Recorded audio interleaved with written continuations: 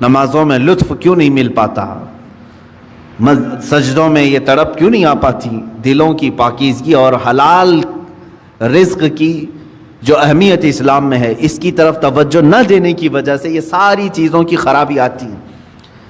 کسی نے کہا تھا آپ تو کہتے ہیں قرآن میں ہے، اللہ نے فرمایا ان الصلاۃ تنہی عن الفحشاء والمنکر، بے شک نماز ہر بے حیائی اور برائی سے روکتی ہے۔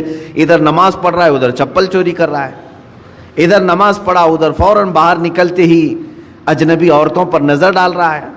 تو کہاں اس کی نماز نے تو بے حیائی سے اسے روکا ہی نہیں۔ قرآن کہہ رہا ہے نماز بے حیائی سے بچاتی ہے، برائی سے بچاتی ہے۔ ظاہر سی بات ہے آپ کا سوال حق ہے، نماز بے حیائی اور برائیوں سے بچاتی ضرور ہے، اس میں نماز کا قصور نہیں میرے عزیز۔ نماز کو جس انداز سے پڑھنے کا حکم دیا گیا تھا وہ نماز تم نے اگر پڑھ لیا ہوتا، ظاہر بھی پاک ہو باطن بھی پاک ہو، پھر دیکھو تمہیں نماز صرف بے حیائی اور برائیوں سے بچاتی نہیں بلکہ مولا کے قرب تک پہنچاتی ہے، اللہ رب العزت کے قرب تک پہنچاتی ہے۔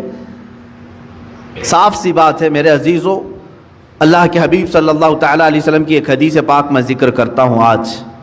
حضور اکرم صلی اللہ تعالیٰ علیہ وسلم ارشاد فرماتے ہیں، اے میرے صحابہ، ان قریب تم دیکھو گے میری امت پر ایک ایسا زمانہ آئے گا کہ لوگ حلال و حرام کی تمیز بھول جائیں گے، جو ہاتھ میں آیا وہ کھا لیں گے، اور یہ وہ زمانہ ہوگا کہ صبح مومن ہوں گے شام میں کافر ہو جائیں گے، رات کو مومن سوئیں گے صبح کافر اٹھیں گے، یصبح مؤمنا ویمسی کافرا۔ یہ وہ زمانہ آ گیا ہے میرے عزیزو، امت کا اکثر حصہ آج حلال و حرام کی تمیز بھول چکا ہے۔ ایک بات میں آپ کو بتاؤں، اللہ تعالیٰ نے قرآن پاک میں جو ہمارے لیے احکام بیان کیے کہ کون سی چیز تمہارے لیے سوٹیبل ہے، مجھے یہ بتاؤ کہ وہ ہمارا خالق ہے یا نہیں؟ اسی نے پیدا کیا ہے ہمیں، اور وہی بہتر جانتا ہے کہ ہمارے جسم کے لیے کون سی غذا سوٹیبل ہے۔ جس نے بنایا وہی بہتر جانتا ہے نا۔ جب اس نے قرآن پاک میں ہمارے لیے فرما دیا کہ تمہارے لیے حلال سوٹیبل ہے، صرف پاکیزہ غذائیں، اور اس نے تو تمہارے لیے اتنا اہتمام فرمایا، تفسیر میں نے پڑھا اللہ رب العزت نے اس اشرف المخلوقات کو اتنی عزت دی ہے کہ زندگی میں اگر سب سے زیادہ ضرورت کسی چیز کی ہوتی ہے تو کھانے پینے کی ہوتی ہے۔ بغیر کھائے پیے کون زندہ رہتا ہے؟ آپ بغیر کپڑوں کے رہ لیں گے، بغیر مکان کے رہ لیں گے، بغیر پیسوں کے رہ لیں گے، لیکن بغیر کھانے پینے کے بہت کم دن تک آپ رہیں گے۔ یہ سب سے زیادہ ضروری چیز ہے آپ کے لیے، کھانا پینا، ہوا پانی۔ ہم کیا کھا رہے ہیں اور کیا پی رہے ہیں، کیا کما رہے ہیں، اس کا بھی اسلام میں بڑا گہرا تعلق ہے۔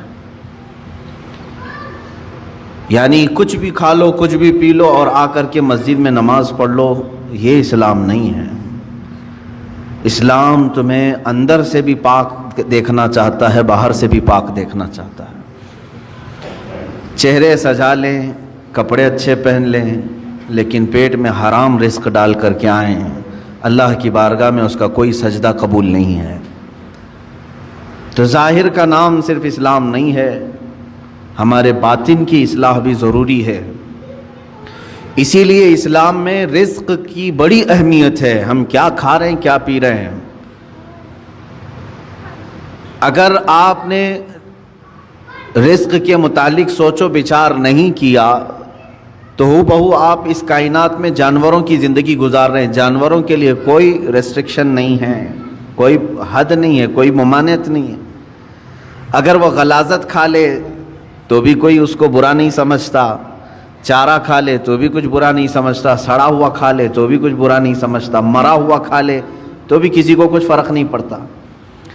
جانوروں کی زندگی میں، کھانے پینے کے معاملات میں ظاہر سی بات ہے کوئی لمٹ ان کے ہاں موجود نہیں ہے۔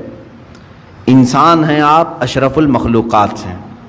اسی لیے رب تعالیٰ فرماتا ہے یا ایھا الذین آمنوا، اے ایمان والو، کلوا من طیبات ما رزقناکم، ہم نے جو تمہیں رزق دیا ہے ان میں سے پاکیزہ چیزیں کھاؤ، پاکیزہ چیزیں کھاؤ، واشکروا للہ، اور اللہ کا شکر بجا لاؤ۔ اور حدیث पाक रसूल करीम सल्लल्लाहु अलैहि वसल्लम फरमाते हैं अल्लाहु तय्यिबुन व युहिब्बुत तय्यिब, अल्लाह ताला पाक है और पाक चीज़ को ही पसंद करता है। पाक चीज़ को वो ज़्यादा पसंद फरमाता है। तो पाक जिस तरह से, अब आपको मैं मसाइल बताऊं, नमाज में आने से पहले पहले आप कई चीज़ों पर तवज्जो देते हैं। बदन पाक है या नहीं, सबसे पहले आप ये देखते हैं कि कहीं पेशाब पखाना या नजासत हकीकी ना हुई हो, यानी गुस्ल वाजिब ना हुआ हो, ऐसी सारी चीज़ें आप बदन का देख लेते हैं। दूसरे नंबर पर आप जो कपड़े पहने वो भी देखते हैं कि कहीं इन कपड़ों पर कोई नजासत तो नहीं लगी है। कपड़े भी पाक हैं, बदन भी पाक है। फिर जहाँ नमाज पढ़ने के लिए खड़े हैं वो जगह देखते हैं ये पाक है कि नहीं है। कितनी पाकी का एहतमाम है। एक नमाज, एक सजदा अदा करने से पहले बदन का गुस्ल से होना, वज़ू से होना, कपड़ों का पाक साफ होना और फिर उस जगह का भी पाक होना ज़रूरी है। ये शराइत नमाज में से है। अगर इनमें से कोई एक चीज़ भी नापाक रही तो नमाज होगी ही नहीं। बदन नापाक था या कपड़े नापाक थे या वो जगह नापाक थी जहाँ नमाज पढ़ रहे हैं, नमाज होगी ही नहीं। मेरे अजीज़ों, हम जब इन चीज़ों का एहतमाम करते हैं तो ये तो ज़ाहिरी अहकाम हुए जो शरीयत ने हमारे ऊपर रखे हैं। और हदीस पाक में अल्लाह ताला के हबीब सल्लल्लाहु अलैहि वसल्लम फरमाते हैं इन्नल्लाह ला यंजुरु इला सुवरिकुम बल इला कुलूबिकुम, अल्लाह तुम्हारी सूरतों की तरफ नहीं देखता, तुम्हारे दिलों की तरफ देखता है।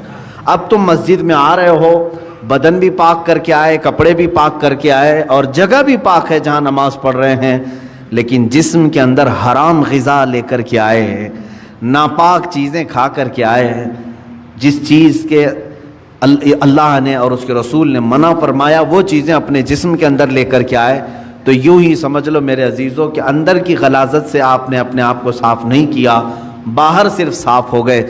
इसी वजह से नमाजों का कमा हक़्क़हु लुत्फ़ भी नहीं मिल पाता, इबादतों का वो ज़ौक़ भी नहीं आ पाता। उसकी वजह क्या है? अंदर से ये ख़राबी मौजूद है, ऊपर से जितनी लीपा पोती कर लें। उसकी मिसाल यूं ही है, आपने अपने जेब में सड़े हुए गोश्त के टुकड़े रखे हैं, मुर्दा रखा हुआ है। जाहिर सी बात है एक मुर्दा और ये सड़े हुए गोश्त की बदबू कितनी होती है। या गलाजत अपनी जेब में रखे हुए हैं, ऊपर से इत्र पर इत्र लगा रहे हैं, इत्र पर इत्र लगा रहे हैं। जितना भी इत्र लगाओ वो अंदर की गलाजत की बदबू आ ही जाती है। और कभी ऐसा होता है कि उस इत्र का भी फ़ायदा नहीं होता, वो मिक्स होकर के कोई और ही बू बन जाती है, कोई और ही महकाने लग जाती है। अज़ीज़ान गिरामी, हम अपने अंदर की गलाजतों को रख करके अगर नमाज, रोज़े, ज़कात ये सारी चीज़ें करते रहें तो ऐसी ही है कि ये इबादतों का कमा हक़्क़हु फ़ायदा नहीं उठा पाते।